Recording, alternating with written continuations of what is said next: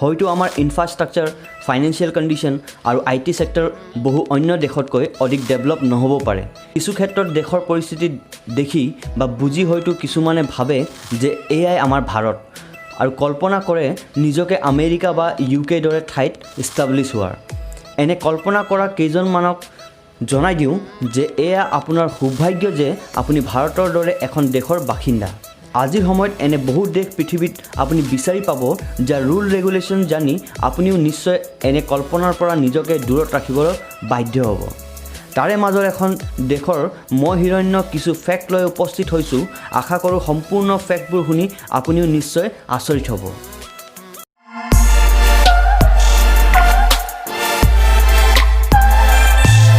আৰু এই দেশখন হ'ল নৰ্থ কোৰিয়া অৰ্থাৎ উত্তৰ কোৰিয়া। উত্তৰ কোৰিয়াৰ তানাছা কিম জং নম্বৰ 2-এ নিজৰ এখন বায়'ডাটা অৰ্থাৎ জীৱনী প্ৰস্তুত কৰিছিল, য'ত তেওঁ নিজৰ জীৱনৰ অজব গজব কথা লিখি থৈছিল। যেনে তেওঁ জন্ম সময়ত হেনো আকাশত দুটাকৈ ৰামধেনু অৰ্থাৎ ৰেইনবো দেখা পোৱা গৈছিল। কেৱল ইমানেই নহয়, তেওঁ জন্মৰ লগতে এটি তৰাও জন্ম হৈছিল। বায়'গ্ৰাফিটো আচলতে এটা বাহানা। তেওঁ ইয়াৰ দ্বাৰা নিজকে ভগৱান বুলি ক'বহে বিচাৰিছিল, কাৰণ তেওঁ হেনো বাতাবৰণত বৰষুণ বতাহ নিজৰ ইচ্ছামতে অনাৰ শক্তিও পাই থৈছে। কওক এতিয়া আপুনি কি ক'ব কিম জং নম্বৰ 2? আপোনাৰ অফিচত শনিবাৰে কামৰ বোজা অধিক দিলে আপুনি জানো ভাল পাব? কিন্তু ভাবক, উত্তৰ কোৰিয়াত কিন্তু তাৰ এমপ্লয়াৰসকলে 7 দিনৰ বাবে কাম কৰে। হয়, 7 দিনৰ বাবে। তাৰে মাজত কিন্তু 6 দিনৰহে তেওঁলোকে পে'মেণ্ট পায়। 7 দিনৰ দিনটোৰ কাম দেশৰ বাবেহে, প্ৰত্যেক নাগৰিকে প্ৰগতিত যোগদান দিয়াৰ বাবেহে কৰে। পিছে আপুনি কৰিব জানো?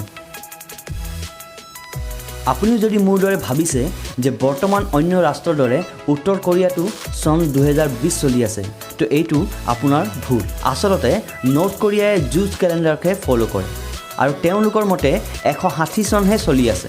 আচলতে এই কেলেণ্ডাৰখন কিম জঙৰ ককা কিম ইল ছুনৰ জন্মৰ পাছৰ পৰাহে আৰম্ভ হৈছিল। উত্তৰ কোৰিয়াৰ প্ৰত্যেক ঘৰত চৰকাৰৰ দ্বাৰা এটা ৰেডিঅ' লগোৱা হৈছে, যাৰ সম্পূৰ্ণ নিয়ন্ত্ৰণ চৰকাৰৰ হাততহে আছে। ঘৰৰ মানুহে কিন্তু এই ৰেডিঅ'টো নিজৰ ইচ্ছামতে নিয়ন্ত্ৰণ কৰিব নোৱাৰে, অৰ্থাৎ তেওঁলোকে চলি থকা মুহূৰ্তত ইয়াক বন্ধ কৰাটো এটা অপৰাধ মানা হ'ব। সামান্য অপৰাধ কৰি ইয়াত কিন্তু কোনো পধ্যে সাৰি যাব নোৱাৰে। ইয়াত বাইবেল ৰখাটো, দক্ষিণ কোৰিয়ান মুভি চোৱাটো বা পৰ্ণ চোৱাৰ বাবে মৃত্যুদণ্ড দিয়া হয়। বিশ্বাস কৰক, কোনো ধৰণৰ ক্ষমা দিয়া নহয়। নৰ্থ কোৰিয়াত কিন্তু আপুনি কোনো ধৰণৰ দৰিদ্ৰ পৰিয়ালসকলৰ ফটো তুলিব নোৱাৰে, কাৰণ এওঁলোকৰ চৰকাৰৰ মতে এনে ফটো আপলোড বা শ্বেয়াৰ কৰাটো অন্য দেশসমূহক জানি শুনি নিজকে তল পেলোৱাহে হয়, যি এটা অপৰাধ। ইয়াতে কোনো ব্যক্তিয়ে নিজৰ আৰ্থিক ব্যৱস্থাৰ নিন্দা কৰিব নোৱাৰে, আৰু যদিহে কোনো ব্যক্তিয়ে নিজৰ আৰ্থিক ব্যৱস্থাৰ নিন্দা কৰে তো তেওঁলোকৰ মতে এইটো এটা অপৰাধ। 8 জুলাই আৰু 17 ডিচেম্বৰ দিনা কিন্তু নৰ্থ কোৰিয়াত কোনো ধৰণৰ পাৰ্টিৰ অনুমতি চৰকাৰ দ্বাৰা নাই। ইভেন জন্মদিনৰ পাৰ্টিও আপুনি এই দিনটোত পাতিব নোৱাৰে, কাৰণ কিম চুং আৰু কিম জং নম্বৰ 2ৰ মৃত্যু ক্ৰমাগতে এই দিনটোত হৈছিল। নৰ্থ কোৰিয়াত টুৰিষ্টৰ বাবে মোবাইল লৈ যোৱাটো একেবাৰে মানা আছে, কাৰণ এয়াৰপৰ্টতে আপোনাৰ মোবাইল এয়াৰপৰ্টৰ ক্ৰিউ মেম্বাৰে জমা লৈ লয় আৰু আপোনাৰ যাত্ৰাৰ ঘূৰি অহাৰ দিনটোতহে মোবাইলটো ঘূৰাই দিয়ে। আৰু লগতে আপুনি কিন্তু তাতে তেওঁলোকৰ স্থানীয় লোকৰ লগত কোনো ধৰণৰ কথা পাতিব নোৱাৰে।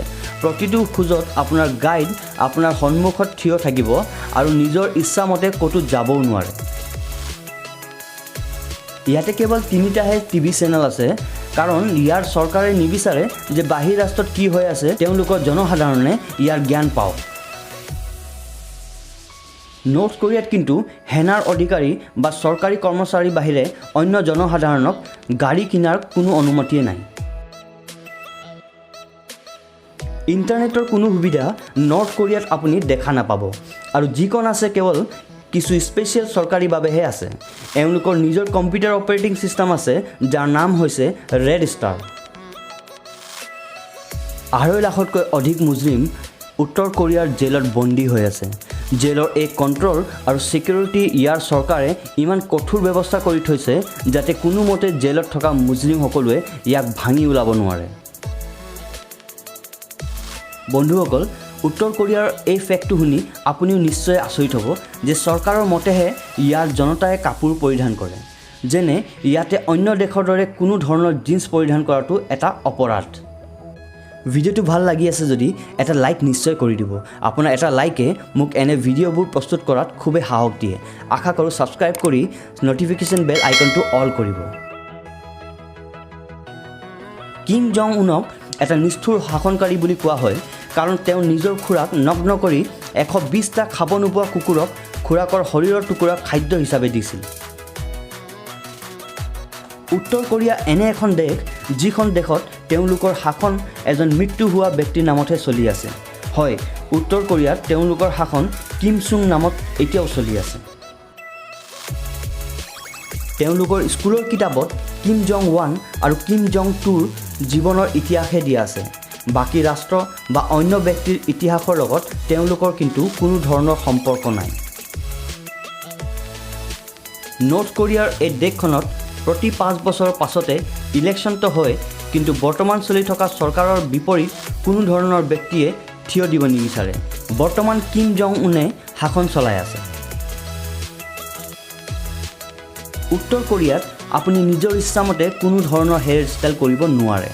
চৰকাৰৰ দ্বাৰা তৈয়াৰ কৰা হেয়াৰ ষ্টাইলৰ বাহিৰে অন্য ষ্টাইলত চুলি কটাটো এটা অপৰাধ মনা হয়। বৰ্তমান চলি থকা চৰকাৰৰ মতে কিম জং উনৰ হেয়াৰ ষ্টাইল নৰ্থ কোৰিয়াত আটাইতকৈ ভাল ষ্টাইল। কওক এতিয়া, এওঁৰ হেয়াৰ ষ্টাইল হেনো আটাইতকৈ ধুনীয়া। কি ক'ম আৰু। উত্তৰ কোৰিয়াত তেওঁলোকৰ নিজৰ টাইম জোনো আছে। কি আচৰিত হয়নে? কি যে ঠাই এখন।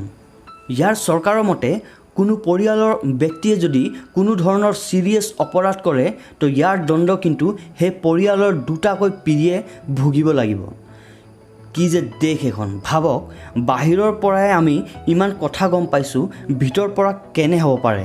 বন্ধুসকল, এতিয়া কমেণ্ট বক্সত মোক জনাওক যে আপোনাৰ ইচ্ছা আছে নেকি এই দেশখনত যোৱাৰ বাবে।